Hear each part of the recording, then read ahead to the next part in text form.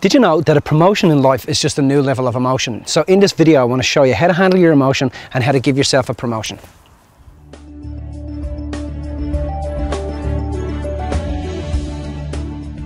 Whenever people are dealing with different levels of success, you know, it's not the fear of the success itself that stops people succeeding. It's the fear of the level of emotion at the new levels of success. Because if you look in your life, you have levels of emotion, and you know, we know that as we earn more money, there's more emotion that comes with that. We know that as we have more success within our career, there's more emotion that comes with that. And as we let people deeper into our hearts and we love people more, there's different levels of emotion that have to come with that. So it's actually the levels of emotion at the new spheres of influence that actually stop people from being successful. So if you think about that, it's actually the fear of the unknown that overrides your success. You see, people are able to handle their present levels of emotion, even though it sometimes pisses them off because they've been feeling it for so long.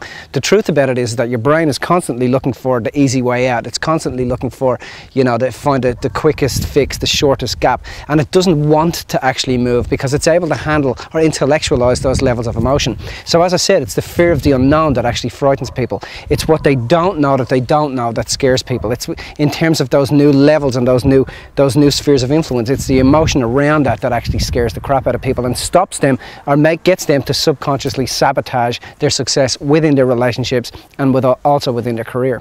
Now there comes a point, there's a tipping scale within our emotions, and you know, I'm always saying to people that all life is perturbation. The word perturbation basically means to apply pressure to a cell. So life is designed to apply pressure to you to get you to adapt, and human beings have a capacity to adapt to their environment. So when they apply pressure within their environment, when like you're struggling with your partner, you're applying pressure there because you're wanting subconsciously to go to a new level of emotion within the relationship. You apply pressure within your career, like you subconsciously sabotage things to apply pressure to yourself because you want to elevate to new levels of emotion, because you want to be able to handle more. It's because the human beings, or an inner desire of every human being, is to have more within their actual lives. So the way you got to think about it is this: it's only when the pain of holding on to what you got becomes greater than the prospect of transforming, only at that point will you change. So I'll say that again a little bit differently. It's only when the pain of holding on to what you got becomes greater than the prospect of change, only at that point will you change. So what we do is we subconsciously set our lives up to create more pain within our lives so that we can adapt to the new levels of emotion and have a greater experience, a greater sensory experience. So ultimately, you know, it is inevitable that wherever it is you want to go within your life, at some point in time you're going to go there. So ultimately the world is set up and designed to get you to evolve, but the reason, as I said, the reason people basically sabotage their success is because they don't know what that looks like. It's like stepping into a new room, you know, there's no lights on, and you know, you don't want to switch the light on because you don't know what's in there. It's so, and also you got to remember that human beings are really good at mopping up their crap. They know how to fail. They don't know what it is to succeed. They know how to manage their failures because a lot of the time they've been doing it their whole lives.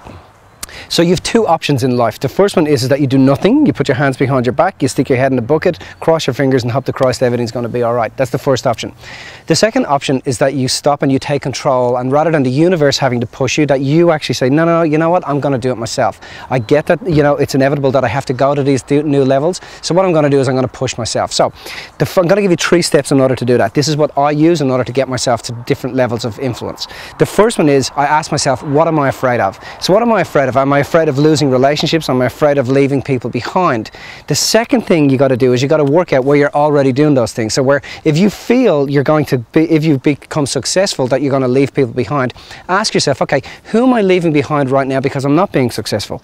Who's been left in the gallows behind because I'm not being successful? And get that the thing you're afraid of is already happening.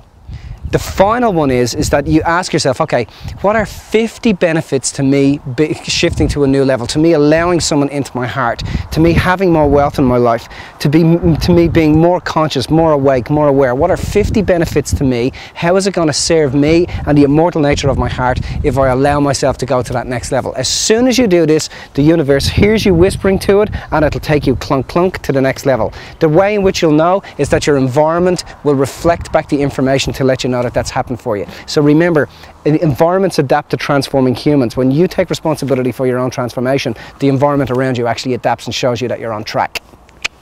Now, I'm not going to charge you for that little gem that I just gave you there, and it's something that I use continuously. And I'm also not going to charge you for this next gem I'm about to give you.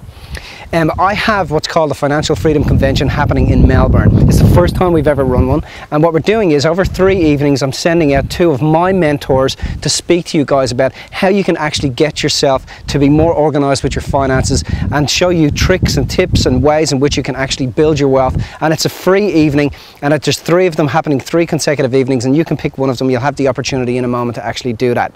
Now, I'll tell you something that happens to people when they're actually listening to this information. Inside of them there's a spark of inspiration, and they think, you know what, I'm actually going to go to this, and they press click. Now, do you know that we monitor within our systems, we monitor the amount of people that register in, and if we have 100 people register in to come to one of these events, only 30% of them will actually get there. Now, the reason that 66% don't turn up is because they, at the moment when they clicked to come and they clicked to register, they did it based on an inspiration. But what happens is that their inner dialogue, which is one of desperation, whispers to them and says, you know what, you can't do this, don't go, you'll have more important things to do. And all it's doing is that you're succumbing to previous concepts that you think have kept you comfortable.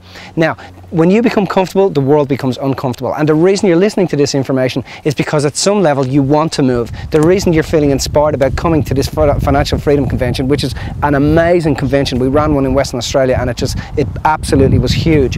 So the reason you're inspired about it is because you have an inner desire to actually have more in your life. If you listen to that inner desire and you come along to this information or to these 3 evenings, you will be absolutely blown away. I can guarantee you that. Now, I want to continue this conversation. So again, if you have any comments, just drop them in below. If you have an inner dialogue that you know sabotages your life, just tell me what it is, and what I'm going to do is I'm going to help you with that, and I'm going to make sure that you're able to overcome it. I'm going to give you some more tips to make sure that you don't listen to that inner dialogue, that you listen to your inspiration and not your desperation, because the 66% of the people that don't turn up simply traded their inspiration for their desperation, and that's why they never have anything within their lives. So I know that you're feeling inspired about this. Make sure you drop a comment in, and I'm going to help you overcome that inner dialogue that might be stopping you from actually moving. Cool. Again, let's get back onto the conversation. Let's get plowing ahead with that. On top of this, if this has helped you in some way, please feel free to share the information on Facebook or tweet it to some of your buddies. And I'll see you at the next video. Bye bye.